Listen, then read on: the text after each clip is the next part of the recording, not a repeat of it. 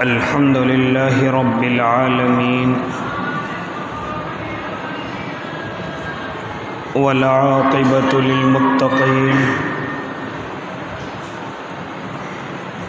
والصلاة والسلام على سيد الأنبياء والمرسلين وعلى آله وأصحابه وأزواجه وذرياته أجمعين.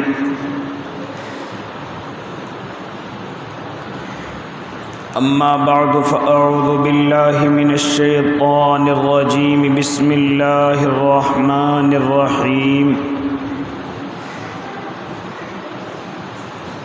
وما أرسلناك إلا رحمة للعالمين. وقال النبي صلى الله عليه وسلم إنما بعثت معلما. صدق الله العظيم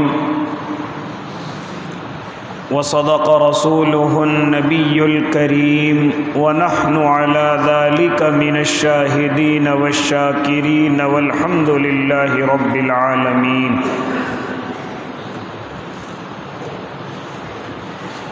واجب الاحترام ساتھیوں، بزرگوں، نوجوانوں اور معصوم بچوں، گزشتہ ہفتے آپ حضرات کے سامنے میرے اور آپ کے آقا کے وہ معجزے جو آقا کے دنیا سے جانے کے بعد بھی، پردہ فرمانے کے بعد بھی میرے اور آپ کے سامنے موجود ہیں، ان کا تذکرہ آپ حضرات سے ہوا. خاص طور سے 4 معجزوں کا تذکرہ آپ حضرات کے سامنے کرنے کا ارادہ کیا گیا تھا.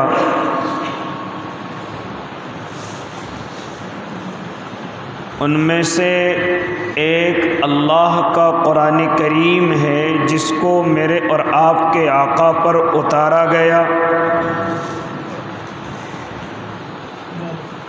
وہ آقا کے پردہ فرما جانے کے بعد بھی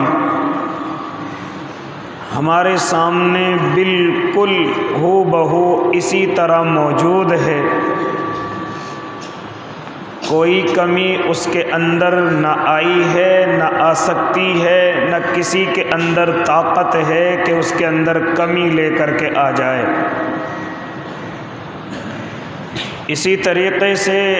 اللہ کے فرمان کے بعد جو الفاظ میرے اور آپ کے آقا کی زبان سے نکلے ہیں وہ بھی ہمارے درمیان میں موجود ہیں. ان کے لیے بھی علماء بڑی محنت کرتے ہیں کہ ان میں بھی کوئی کمی بیشی پیدا نہ ہو جائے، جس کو میں اور آپ احادیث مبارکہ کہتے ہیں. قرآن کے ساتھ ساتھ محبوب کے فرمان کی بھی اللہ حفاظت کراتا رہے گا، کرتا رہے گا. اسی طریقے سے جن جگہوں پر اللہ اس قرآن کی اور احادیث کی اللہ حفاظت کراتا ہے ان جگہوں کی بھی اللہ حفاظت کرتا رہے گا. اور یہ میرے اور آپ کے آقا کے معجزات میں سے ہے جن کو میں اور آپ مدارس اسلامیہ کے نام سے جانتے ہیں، جو قرآن کی حفاظت کا بھی ذریعہ ہیں، حدیث کی حفاظت کا بھی ذریعہ ہیں. اور یہ مدارس صرف ابھی تعمیر نہیں ہوئے بلکہ یہ پودا تو آقا محبوب محبوب خدا صلی اللہ علیہ وسلم کا لگایا ہوا ہے کہ اللہ کے نبی صلی اللہ علیہ وسلم جب مدینۃ المنورہ کے اندر پہنچے ہیں تو آپ نے اصحاب صفہ کے نام سے یہ پودا لگایا اور ایک چبوترا تیار کیا گیا. اس چبوترے پر صحابہ کرام رضوان اللہ تعالی علیہم اجمعین آ کر کے اللہ کے نبی سے قرآن سیکھتے، اللہ کے نبی سے حدیث سیکھتے، یہاں تک کہ جو بہت سارے صحابہ اپنے گھروں کو، اپنے بیوی بچوں کو، اپنے ماں باپ کو اس ایمان کی پاداش میں چھوڑ کر کے آ جاتے، تو میرے آقا نے ان کا انتظام اسی صفہ کے چبوترے پر کر رکھا تھا. صحابہ کرام اپنے گھروں کو چھوڑ کر کے آ جاتے، مصیبتوں سے گزر کر کے آ جاتے، ماں باپ ان کو اپنے گھروں سے نکال دیتے، خاندان والا ان سے کوئی بات نہ کرتا تھا، یہاں تک کہ چلتے وقت بھی ان کے لیے کوئی سفر خرچ نہیں، کوئی توشہ نہیں، اور ان کو اسی طریقے سے گھروں سے نکال دیا جاتا. کوئی ان کے لیے سفر سامان کوئی نہیں، صرف اسی طرح وہ اپنے اللہ کی محبت میں، اپنے محبوب کی محبت میں اپنے گھروں کو چھوڑ کر کے چل دیتے. اگر وقت ہوتا تو گفتگو ان صحابہ کرام کی بھی کی جاتی کہ جو اپنے گھروں کو اسی طرح اللہ اور اس کے محبوب کی محبت میں صرف اس دین کے لیے چھوڑ کر کے آئے ہیں. بڑے بڑے صحابہ، آپ ذرا ان کے نام اگر یاد کرنا چاہیں تو وقت نکال کر کے سیرت کی کتابوں کا مطالعہ کریں اور ان کے نام یاد کریں. حضرت ابو ہریرہ رضی اللہ تعالی عنہ، حضرت بلال حبشی رضی اللہ تعالی عنہ، حضرت ابو دجانہ رضی اللہ تعالی عنہ، لہذا حضرت ذوالبجادین رضی اللہ تعالی عنہ. یہ کون صحابہ کرام ہیں؟ یہ وہ ہیں کہ جنہوں نے اپنے گھروں کو بالکل چھوڑ دیا اور اللہ کے نبی کے غلام بن گئے. اپنے گھروں کو اور ان کی زمینوں کے حصوں کو تمام کے تمام کو چھوڑ کر کے اللہ کے نبی کی خدمت میں حاضر ہوئے. میرے اور آپ کے آقا نے ان کے لیے وہ صفے کا چبوترا تیار کر رکھا ہے، بالکل گھبرانے کی ضرورت نہیں. یہ صفے کا چبوترا آپ کے لیے حاضر ہے، لہذا آپ کے ساتھ ساتھ یہ آپ کے لیے حاضر ہے. اور جتنے بھی تمام کے تمام صحابہ اس دین کے لیے، اللہ اور اس کے محبوب کے لیے جو بھی چھوڑ کر کے آئے گا، اس کے تمام تر انتظامات اس صفہ کے چبوترے پر ہوں گے. لہذا میرے بھائی، صحابہ کرام اسی طریقے سے آتے اور داخلہ لیتے. میرے اور آپ کے آقا ان کو اپنے اس مدرسے میں، جس کو اصحاب صفہ کا نام دیا گیا، آ کر کے اپنا داخلہ کرا لیتے. حال یہ کہ غربت کا عالم یہ کہ بعض صحابہ تو ارشاد فرماتے ہیں کہ ہمارے بدنوں پر کپڑے نہیں ہوتے تھے، ہم ایک دوسرے صحابی کے پیچھے اوٹ میں ہو کر کے بیٹھ جایا کرتے تھے. ہمارے پہننے کا تو عالم یہ ہے اور ہمارے کھانے کا عالم یہ ہے کہ کئی روز گزر جاتے، کئی دن فاقہ ہوتا، لیکن ہمارے لیے کوئی کھانے کا انتظام نہیں. لیکن کبھی کسی سے کوئی شکایت نہیں، کبھی کوئی دھرنا پردرشن نہیں، بلکہ ہمیں اس دنیا کے کھانوں کی بھوک تو گویا کہ ختم ہو چکی تھی. ہم جب کئی دن فاقوں سے ہوتے تو ہمیں تمنا کھانوں کی نہیں ہوتی تھی، بلکہ ہمیں تمنا یہ ہوتی تھی کہ ہمارے محبوب اپنے پردے سے چہرہ نکالیں گے، اور نکال کر کے ہم سے کہیں گے کہ آج اللہ کی طرف سے یہ آیت کریمہ نازل ہوئی ہے، آج اللہ نے یہ فرمایا ہے، لہذا آج ہمارے محبوب اپنے چہرے انور کو نکال کر کے فرمائیں گے اے صحابہ کرام تمہیں فلاں بات پر عمل کرنا ہے۔ جیسے ہی آقا کوئی آیت سنا دیتے تو ہم اس کو سن کر کے ایسا محسوس کرتے تھے گویا ہمیں بھوک اور پیاس کی تمنا ہی نہ رہتی تھی۔ لہذا میرے بھائی، تو جس طریقے سے اللہ اپنے کلام کی حفاظت کرتا ہے، اور یہ کلام میرے اور آپ کے آقا کے پردہ فرما جانے کے بعد بھی میرے اللہ کے نبی کا معجزہ ہے، اسی طریقے سے حدیث کی حفاظت بھی یہ میرے اور آپ کے آقا کی احادیث مبارکہ کی حفاظت، اور اسی طریقے سے ان کی باتوں کی حفاظت جو آج ان کے بات ہو رہی ہے، یہ بھی میرے اور آپ کے آقا کا معجزہ ہے۔ اب یہ دونوں چیزیں جہاں پر محنت ان پر کرائی جاتی ہے، جہاں پر ان کو یاد کرایا جاتا ہے، جہاں پر ان کے حافظ تیار کیے جاتے ہیں، اللہ ان گھروں کی بھی حفاظت کرے گا اور کرتا رہا ہے۔ یہ بھی میرے اور آپ کے آقا کا معجزہ ہے کہ جس کی بنیاد میرے آقا نے رکھی، جس کو میں اور آپ اصحاب صفہ کے نام سے اور صفہ کے چبوترے کے نام سے جانتے ہیں۔ ہاں، پھر یہ پہلا پودا لگا ہے اور اس کے بعد جگہ جگہ مدرسے قائم ہوتے چلے گئے، مکتب قائم ہوتے چلے گئے۔ جانتے ہو یہ کیوں قائم کیے گئے؟ تاکہ اللہ کے قرآن کی حفاظت ہوتی رہے، اللہ کے نبی کے فرمان کی حفاظت ہوتی رہے۔ لہذا آج بھی یہ مدارس اسلامیہ آج بھی چپے چپے پر موجود ہیں، ہر گلی اور محلے کے اندر موجود ہیں، ہر شہر اور ہر گاؤں جہاں پر اللہ کو ماننے والا رہتا ہے، جہاں پر نبی کو ماننے والا رہتا ہے، یہ مدارس آج بھی وہاں پر موجود ہیں، اور اللہ ان کی حفاظت کرتا رہے گا، اور ان کا میرے اور آپ کے سامنے محفوظ ہونا یہ میرے اور آپ کے آقا کا معجزہ ہے۔ بڑے آئے مٹانے والے، بڑے آئے ختم کرنے والے،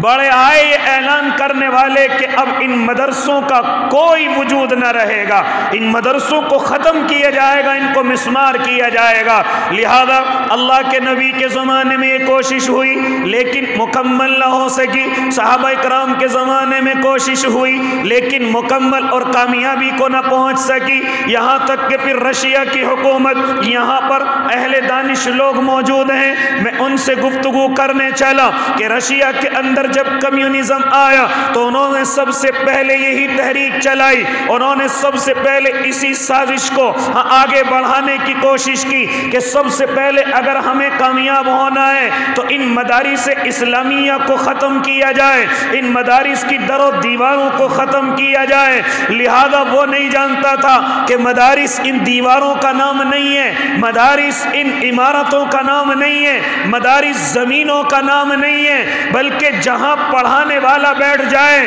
جہاں پڑھنے والا بیٹھ جائے، اس کا نام درسگاہ بن جایا کرتا ہے اور اسی کو مدرسہ کہا جاتا ہے۔ ہاں بڑی بڑی طاقتیں تعمیروں کو تو ختم کر سکتی ہیں، زمینوں کو تو اپنے قبضے میں لے سکتی ہیں، لیکن درسگاہوں کا نام و نشان ختم ہو جائے، مدرسوں کا نام و نشان ختم ہو جائے، یہ ہو نہیں سکتا۔ جو آج طاقتیں کام کر رہی ہیں ان سے بڑی بڑی طاقتوں نے اس مشن پر کام کر لیا ہے لیکن وہ مدارسوں کو اور درسگاہوں کو ختم نہ کر سکی۔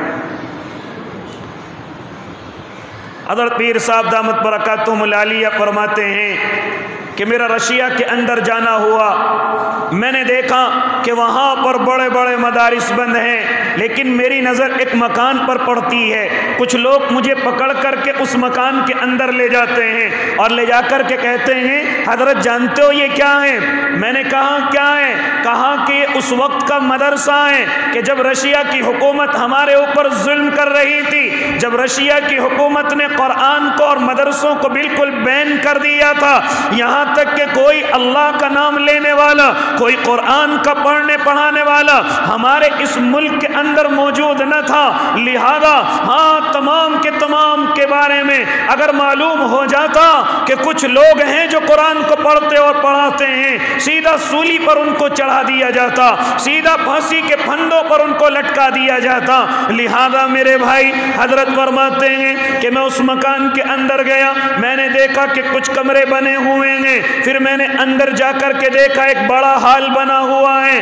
میں نے ان سے ترتیب معلوم کی کہ آپ نے اس مدرسے کی کس طریقے سے حفاظت کی، آپ نے کس طریقے سے اللہ کے نبی کے ان گھروں کی حفاظت کی ہے۔ لہذا اسی طریقے سے انہوں نے بتلایا کہ جو ہمارے کمرے بنے ہوئے ہیں، ان کمروں کے اندر ہم نے ننگی ننگی تصویریں لگائی ہیں، بدرجہ مجبوری ہم نے یہ کام کیا ہے۔ لہذا پھر ہم الماریوں کے اندر شراب کی خالی بوتلیں رکھ دیا کرتے تھے۔ ہاں ان شراب کی بوتلوں کی جو الماری ہوتی تھی وہ باقاعدہ ایک دروازہ ہوا کرتے تھے، ان دروازوں کے ہٹنے کے بعد ایک بڑا ہال ہوا کرتا تھا، وہاں ہمارے طلبہ اندر داخل ہوتے تھے، اور ایک دن کے لیے نہیں، 2 دن کے لیے نہیں، ہم تو پریشان ہو جاتے ہیں اگر 11 بجے ہمارا طالب علم ہمارے گھر نہ پہنچے تو فوراً گھروں سے فون آ جاتے ہیں، ارے وہ طالب علم نہیں آیا، میرا بچہ پڑھ کر کے ابھی نہیں آیا۔ لیکن وہ فرماتے ہیں کہ ان کی مائیں ان کو لے کر کے آتی اور ہم 6 مہینے کے لیے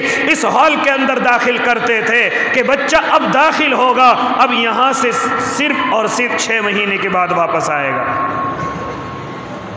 شراب کی بوتلیں رکھی ہوئی ہوتی،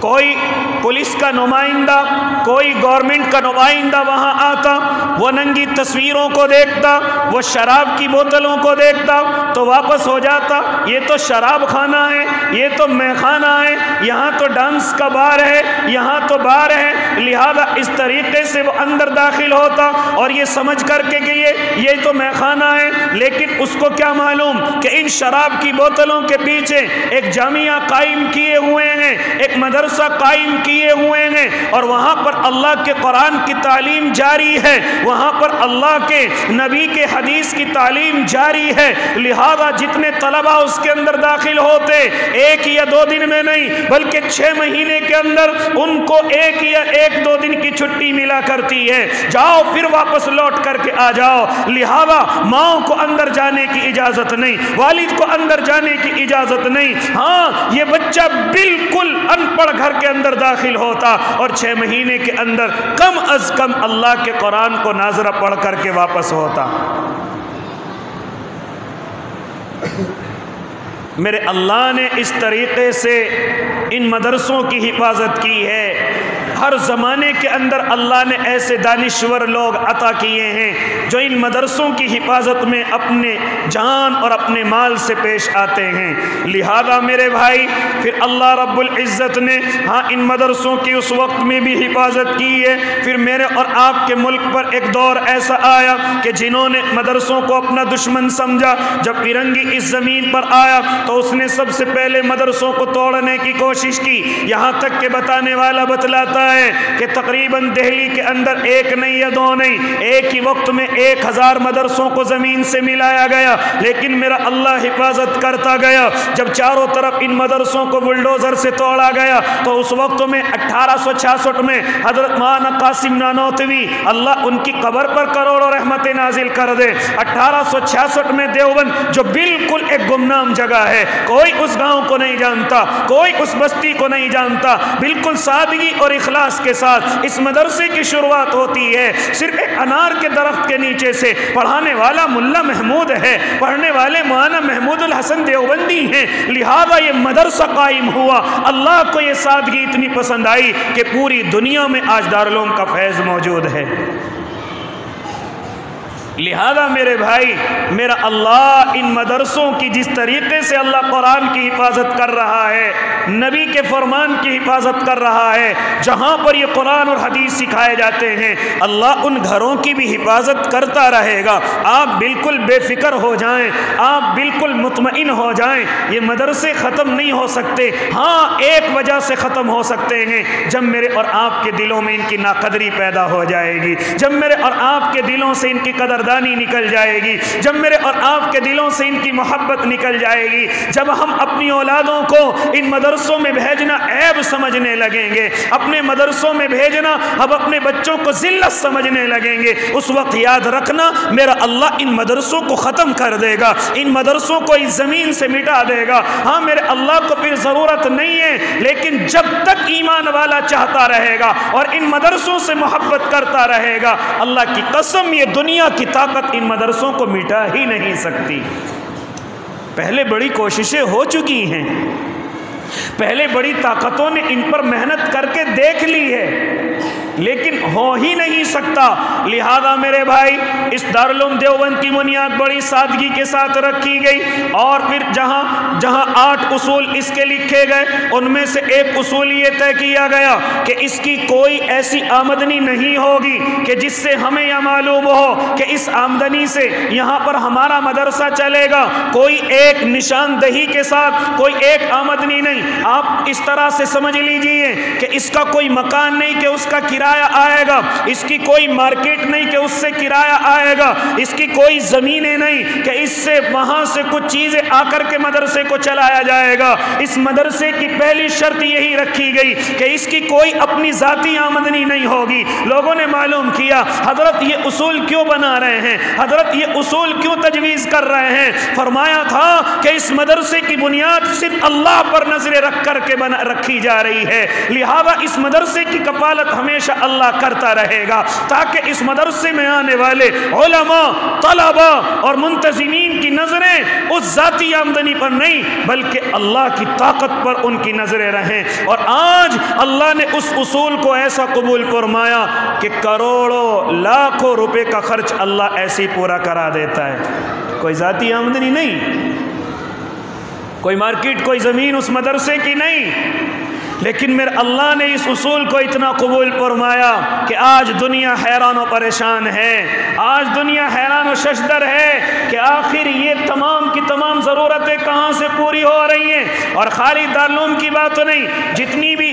بھی دینی ٹھیوں کی بنیادیں رکھی گئی اللہ ان کی تمام ضرورتیں ایسی پوری کرتا ہے، لہذا اللہ اسی طریقے سے پورا کرتا ہے۔ جانتے ہو کیا ترتیب بنائی کہ جب مدرسے کی بنیاد رکھی گئی تو انہوں نے جو باہر کے بچے یہاں پر تعلیم حاصل کرنے کے لیے آتے ہیں ان بچوں کو محلے والے اپنے گھروں کے اندر لے جایا کرتے تھے کہ ابھی مدرسے کے اندر مطبخ نہیں ہے، لہذا یہ غریب طلبہ ہمارے گھروں کے اندر کھانا کھائیں گے، یہ غریب طلبہ ہمارے گھروں سے کپڑے پہنیں گے، لہذا اس طریقے سے مدرسے کی شروعات ہوئی۔ اللہ نے اس ترتیب کو بھی قبول فرمایا۔ اور اللہ کے نیک بندوں کہاں تک گفتگو سناؤ، اور یہ مدرسے ہمیشہ چلتے رہیں گے۔ جانتے ہو ان چلنے کی ترتیب میرے اللہ نے کیا بنائی؟ ہاں اللہ ان لوگوں سے ان مدرسوں کو چلاتا رہے گا جو اللہ پر ایمان رکھتے ہیں، جو آخرت پر ایمان رکھتے ہیں، جو اللہ پر یقین رکھتے ہیں، جو آخرت پر یقین رکھتے ہیں۔ میرا اللہ ان کے ذریعے سے ان مدرسوں کو چلاتا رہے گا۔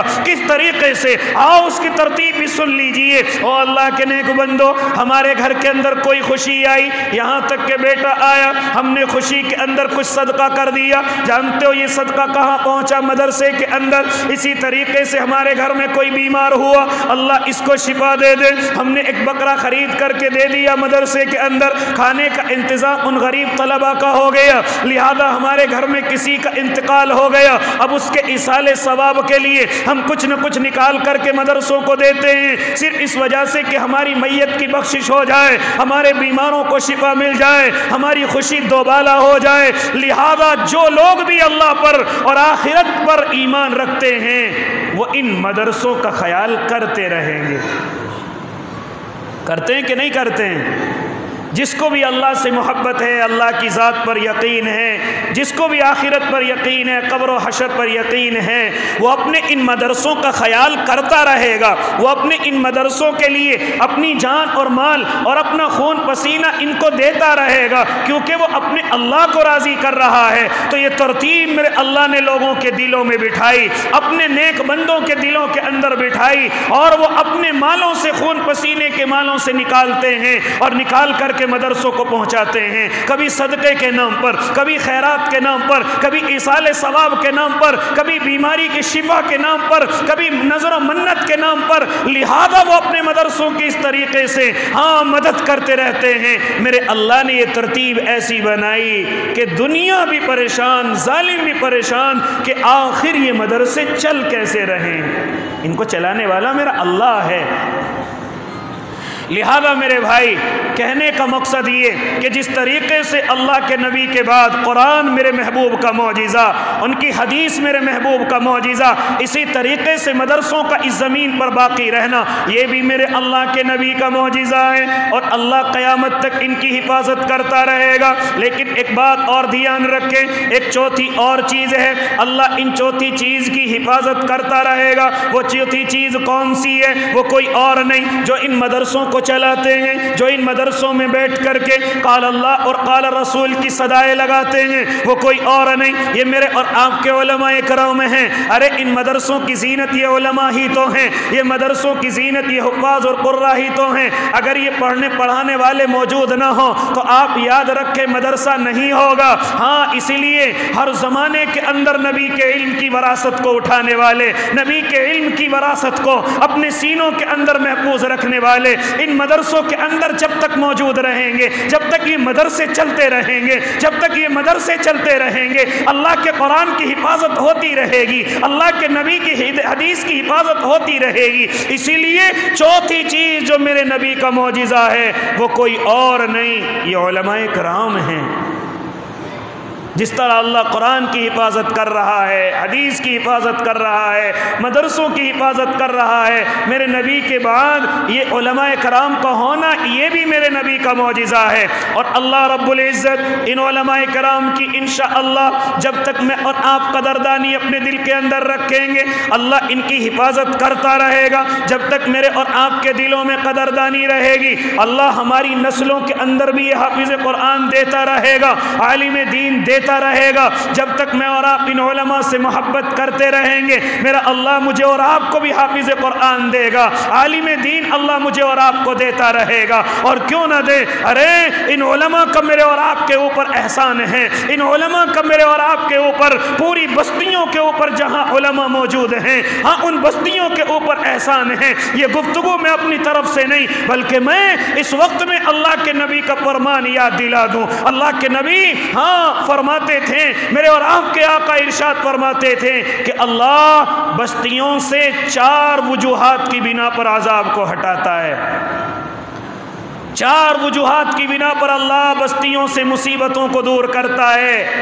مشقتوں کو دور کرتا ہے۔ فرمایا میرے اور آپ کے آقا نے کہ جب کسی مسجد کے اندر اللہ کا نام پکارا جاتا ہے اور مؤذن کھڑا ہو کر کے اتنا کہتا ہے اللہ اکبر، جانتے ہو جہاں تک اس مؤذن کی آواز پہنچتی ہے اللہ اس بستی سے مصیبتوں کو اٹھا لیتا ہے، پریشانیوں کو اٹھا لیتا ہے، یہاں تک کہ ہماری آنے والے عذاب کو مجھ پر اور آپ سے اٹھا لیتا ہے۔ تبھی تو میں اور آپ گناہ کر کے ایسے ہی فخر کے ساتھ راستوں میں گھومتے ہیں، ایسے ہی غلطیاں کر کے میری اور آپ کی کوئی پکڑ نہیں ہوتی۔ جانتے ہو کیا فرمایا تھا میرے اور آپ کے آقا نے کہ جن محلوں میں مسجدیں ہیں اور ان مسجدوں سے کوئی مؤذن کھڑا ہو کر کے یہ کہتا ہے اللہ اکبر، تو جہاں تک بھی آواز جاتی ہے اللہ اس آواز کی برکت سے اللہ اس بستی سے اپنے عذاب کو ہٹا لیتا ہے، مصیبتوں کو دور کر دیتا ہے۔ یہ مؤذن کون ہے؟ یہ بھی تو اللہ، یہ بھی تو ہمارا عالم ہے، یہ بھی تو ہمارا حافظ ہے، یہ بھی تو ہمارا قاری ہے۔ کہاں سے تیار ہو کر کے آیا؟ مدرسے سے تیار ہو کر کے آیا۔ تو یہ ان کا میرے اور آپ کے اوپر احسان ہے کہ ان کے ان الفاظوں کی وجہ سے ہمارے اوپر سے مصیبتیں رکی ہوئی ہیں، پریشانیاں ہٹی ہوئی ہیں۔ لہذا میرا اور آپ کا اللہ جیسے ہی پکارتا ہے جہاں تک بھی آواز جاتی ہے اللہ مصیبتوں کو دور کر دیتا ہے۔ تبھی تو میں اور آپ گناہ کر کے ایسے ہی گھومتے رہتے ہیں۔ دوسری وجہ میرے اور آپ کے آقا نے ارشاد فرمائی کہ دوسری وجہ مصیبتوں کے ہٹنے کی یہ ہے کہ جب احرام باندھنے والا احرام باندھتا ہے اور وہ احرام باندھ کر کے لبیک اللہم لبیک کہہ کر کے پکارتا ہے، اس کی آواز جہاں تک جاتی ہے اللہ وہاں تک ان مصیبتوں کو دور کر دیتا ہے، ان بستیوں سے پریشانیوں کو نکال دیتا ہے۔ تیسری وجہ میرے اور آپ کے آقا نے ارشاد فرمائی، جب دین کا مجاہد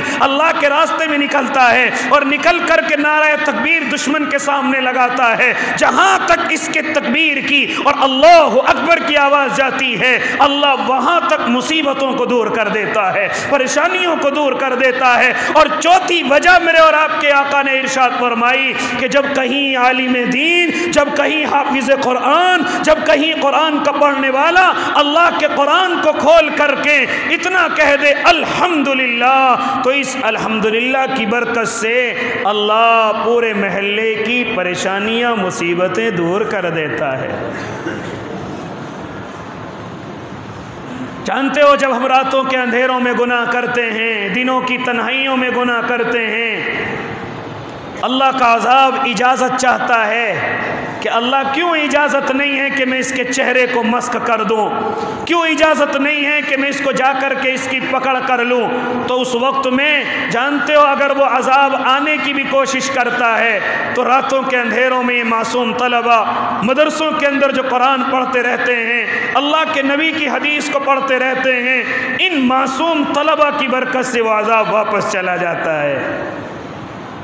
واپس چلا جاتا ہے۔ تو یہ علماء میرے اور آپ کے محسن ہیں، ان کے میرے اور آپ کے اوپر احسانات ہیں جن کے بدلے نہیں دے سکتے۔ ہم سمجھتے ہیں کہ اللہ کو معلوم نہیں ہم گناہ کر رہے ہیں، ہم سمجھتے ہیں کہ ہم غلطیاں کوتاہیاں کر رہے ہیں، ہمیں اللہ کو معلوم نہیں، وہ کیوں پکڑ نہیں کرتا، اس کا عذاب کیوں نہیں آتا؟ لہذا جانتے اس کی وجوہات جہاں بہت ساری بیان فرمائی، ان میں سے 4 وجوہات آپ کے سامنے آ گئی۔ مؤذن کی اذان کے الفاظ مجھے اور آپ کو بچا رہے ہیں، ہاں احرام باندھنے والے کی تلبیہ کی آواز مجھے اور آپ کو بچا رہی ہے، مجاہدین کی نعرے تکبیر لگانے کی آواز مجھے اور آپ کو بچا رہی ہے، اور اسی طریقے سے ان علماء، یہ معصوم طلباء، ان کی زبان سے نکلنے والی الحمدللہ مجھے اور آپ کو عذاب میں گرفتار ہونے سے بچا رہی ہے۔ یہ میرے اور آپ کے محسن ہیں، ان کے میرے اور آپ کے اوپر احسانات ہیں، نہیں بدلے دے سکتے، نہیں بدلے دے سکتے، تبھی تو گناہ رات کے اندھیروں میں کر لیتے ہیں اور دن کے اندر کوئی معلوم نہیں کہ رات میں کیا گناہ کیا ہے۔ لہذا میرے بھائی، تو اس طریقے سے اللہ رب العزت میرے اوپر اور آپ کے اوپر مصیبتیں نہیں بھیجتا، صرف ان اللہ کے نیک بندوں کی وجہ سے، ان علماء کی وجہ سے۔ اس لیے اللہ ان علماء کی حفاظت کر رہا ہے، قرآن کے ساتھ ساتھ اسی طریقے سے حدیث کے ساتھ ساتھ، اسی طریقے سے مدرسوں کے ساتھ ساتھ اللہ ان علماء کی حفاظت میرے اور آپ کے لیے کر رہا ہے۔ اور ایسا نہیں کہ ان کو مٹانے کی کوششیں نہ کی گئی ہوں، اگر گفتگو کرتا چلوں تو وقت ناکافی ہو جائے۔ اور اللہ کے نیک بندو، اس زمین پر انگریز آیا، آپ نے تو واقعی اور قصے سنے کہ کوئی درخت ایسا نہیں کہ جہاں پر پھانسی نہ لٹکائی گئی ہو، ہاں کوئی درخت ایسا نہیں کہ جس پر علماء کی لاش نہ جھول رہی ہو۔ لہذا کہاں تک گفتگو سناؤ، آؤ تمہیں مالٹا کی جیل میں لے کر کے چلوں، وہاں پر شیخ الہند رحمت اللہ علیہ آپ کو نظر آئیں گے کہ جن پر زنجیریں گرم کر کے اور سلگا کر کے ہاں ان کے بدن پر لگائی جاتی اور ان کے گوشت کو زنجیر کے ساتھ واپس کھینچ لیا جاتا، تو اس وقت میں حضرت شیخ الاسلام ان سے فرما رہے تھے، حضرت کیوں ایک لفظ ایسا نہیں کہہ دیتے کہ انگریز تم پر مصیبتوں کو کم کر دے، صرف اتنا کہہ دو کہ میں انگریز کے خلاف نہیں ہوں۔ کیا فرمایا تھا حضرت شیخ الہند رحمت اللہ علیہ نے؟ او حسین کیا کہہ رہے ہو، میں حضرت بلال کا روحانی بیٹا ہوں، نہیں کہہ سکتا، میں حضرت امام احمد ابن حنبل کا روحانی بیٹا ہوں، نہیں کہہ سکتا، امام اعظم ابو حنیفہ کا روحانی بیٹا ہوں، نہیں کہہ سکتا، یہاں تک کہ بہت سارے علماء پھانسیوں کے پھندوں پر لٹکا دیے گئے، ہاں میں ان کا روحانی بیٹا ہوں، میں اس دشمن کے سامنے ایک لفظ نہیں کہہ سکتا۔ تو اس طریقے سے ان علماء نے میرے اور آپ کے لیے پریشانیاں جھیلی، مصیبتیں جھیلی۔ او اللہ کے نیک بندو، کہاں تک گفتگو سناؤ، صرف میں اور آپ اتنا سن لیں کہ یہ علماء، یہ مدارس، یہ میرے اور آپ کے اوپر احسان ہیں۔ جس دن یہ ختم ہو گئے، جس دن یہ ختم ہو گئے، یہ علماء ختم ہو گئے، یاد رکھنا اللہ اس دنیا کو بھی ختم کر دے گا، اس دنیا کے جہاز کو بھی ختم کر دے گا۔ لہذا بڑی بڑی کوششیں کوششیں ہوتی ہیں کہ کسی طریقے سے ان کو ختم کیا جائے، بڑی بڑی سازشیں ہوتی ہیں اور بڑے بڑے پلان کیے جاتے ہیں، لیکن میرا اللہ سب کو ملیاں میٹ کر دیتا ہے۔ لیکن اس وقت میں مجھے اور آپ کو قدر کرنے کی ضرورت ہے، مجھے اور آپ کو قدر کرنے کی کس طریقے سے ضرورت ہے۔ صرف یہ قدر نہیں کہ آپ ان کو آ کر کے دیکھیں، صرف یہ قدر نہیں کہ ان کو مصافحہ کریں، ان کو ہدیے اور تحفے دیں، یہ قدر نہیں، بلکہ قدر کا ایک طریقہ یہ بھی ہے کہ ہم اپنی اولادوں میں سے کسی نہ کسی اولاد کو اس کے لیے متعین کر لیں کہ میرا بیٹا یہ حافظ بنے گا، میرا بیٹا یہ عالم بنے گا، میرا بیٹا یہ مفتی بنے گا، میرا بیٹا یہ مجاہد بنے گا، میرا بیٹا یہ دین کا داعی بنے گا۔ یہ ہے اصل قدر ان کی، یہ ہے اصل قدر۔ ہاں، قدر صرف ان کے لیے کھانے بھجوانا نہیں، قدر ان کے لیے کپڑے بنوانا نہیں، بلکہ اگر یہ چاہتے ہو کہ ہم بھی قدردانوں میں شمار کیے جائیں تو میں اور آپ ارادے کر لیں کہ انشاءاللہ اپنی اولاد میں ضرور حافظ قرآن بنائیں گے۔